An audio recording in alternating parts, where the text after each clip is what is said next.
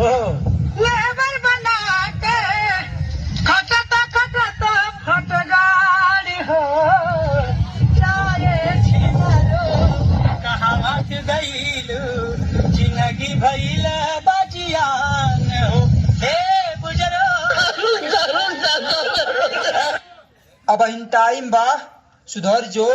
का है तोर गाँव मार दे का हम बताओ। होला देखा मुड़ धे होला मुझे बवासीर है। हम दोनों को गाइस मलेरिया हुआ है। हम दोनों को गाइस बवासीर हुआ है। कौन कहला से का कौन अफवाह फैला वाला बड़ा का कि हमके बवासीर भइल बाटे। ये सारा कहत रहो तोरो में गलती बा।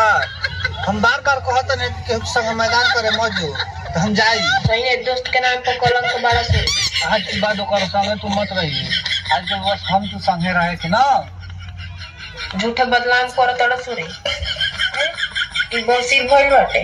हम केहू से कुछ हो ना कहो बस हम तू संगे रहे के अब ना।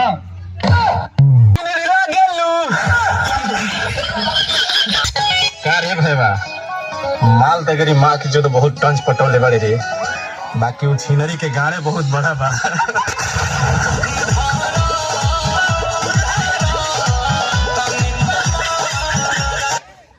बुरा न माना तिखे बात कही। हाँ भौजी बोलो। कही अरे बोलो ना भौजी। बताई ने बताओ। बताई भाग तोरा माँ की तरह मत बता जो। काहे रोवा थे भाई